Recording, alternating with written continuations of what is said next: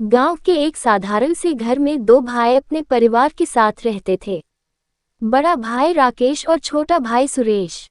दोनों भाइयों में गहरी मोहब्बत थी और उनके परिवार में सुख शांति का वास था। राकेश की शादी हो चुकी थी और उसकी पत्नी का नाम सविता था। सविता गोरी रंगत और सुंदर व्यक्तित्व वाली महिला थी, जिसे पूरे गांव में सराहा जाता था। उसे सभी गोरी जेठानी कहकर बुलाते थे। दूसरी ओर सुरेश की अभी तक शादी नहीं हुई थी। जब सुरेश की शादी की बात चली तो घरवालों ने एक सुंदर और गुणी लड़की विमला से उसका विवाह तय किया।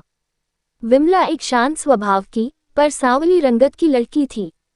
समाज में कई बार रंग के आधार पर भेदभाव किया जाता था, लेकिन सुरेश और उसके परिवार ने कभी रंग को महत्व नहीं दिया। शादी के बाद जब विमला घर आई तो वह अपनी सादगी और शिष्टता से सभी का दिल जीतने लगी। शुरुआत में सब कुछ अच्छा चल रहा था।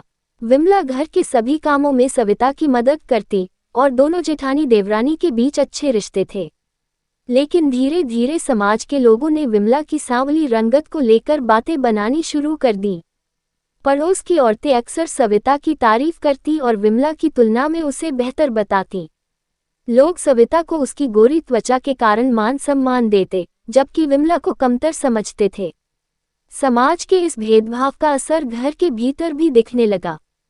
सविता, जो पहले विमला को अपनी छोटी बहन की तरह मानती थी, धीरे धीरे उसे कमतर समझने लगी।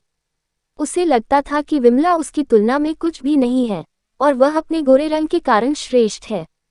घर के कामों में भी सविता विमला को ताने मारने लगी और हर चीज में उससे खुद को बेहतर दिखाने की कोशिश करने लगी। विमला ने कभी समाज या सविता की बातों का बुरा नहीं माना। वह जानती थी कि सच्ची सुंदरता रंग से नहीं, बल्कि इंसान की सोच और कार्यों से होती है। वह हर बात को धैर्य और शांति से सहन करती रही, लेकिन सविता का अहंकार दिन ब दिन बढ़ता गया। वह हमेशा विमला को अपने से नीचे दिखाने की कोशिश करती, चाहे वह घर के काम हो या सामाजिक समारोह। एक दिन गांव में एक बड़ा धार्मिक आयोजन हुआ।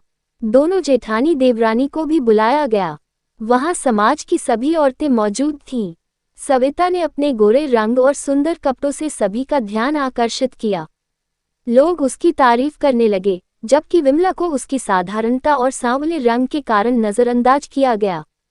सविता इस बात से बहुत खुश थी, लेकिन विमला ने हमेशा की तरह इसे नजरअंदाज कर दिया। समय बीतता गया और एक दिन गांव में अचानक एक आपदा आ गई। गांव में भयंकर बाढ़ आए और लोग अपने अपने घरों को बचाने में जुट गए। राकेश और सुरेश भी अपने परिवारों को सुरक्षित स्थान पर ले जाने में लग गए। लेकिन बाढ़ के कारण गांव के कई लोग फंस गए थे और उन्हें मदद की जरूरत थी। विमला ने बिना किसी हिचक के तुरंत लोगों की मदद के लिए आगे कदम बढ़ाए। उसने कई लोगों को सुरक्षित स्थान पर पहुंचाया, बच्चों को अपने हाथों से खाना खिलाया और बीमारों की देखभाल की। सविता, जो पहले अपने रूप रंग पर गर्व करती थी, इस आपदा में कुछ खास नहीं कर पाई। वह खुद अपने परिवार की चिंता में डूबी रही, जबकि विमला ने पूरे गांव के लोगों की सेवा की। धीरे धीरे गांव के लोग विमला के इस त्याग और सेवा भावना को समझने लगे और उसकी तारीफ करने लगे। विमला की सच्ची सुंदरता अब सबके सामने आ गई थी। विमला की इस सेवा को देखकर सविता के अंदर भी आत्ममंथन होने लगा। उसे यह एहसास हुआ कि वह अब तक कितनी गलत थी। उसने सिर्फ बाहरी सुंदरता को महत्व दिया, लेकिन असली सुंदरता तो विमला के दिल और कर्मों में थी। सविता को अपनी गलती का एहसास हुआ और उसने विमला से माफी मांगी। विमला ने सविता की माफी को सहर्ष स्वीकार किया। दोनों के बीच फिर से पहले जैसी नजदीकियां आ गईं। अब सविता समझ चुकी थी कि गोरा या सांवला रंग कुछ मायने नहीं रखता, असली सुंदरता तो इंसान के व्यवहार और उसके कामों में होती है। ये कहानी हमें ये सिखाती है कि समाज में रंग के आधार पर भेदभाव करना कितना गलत है।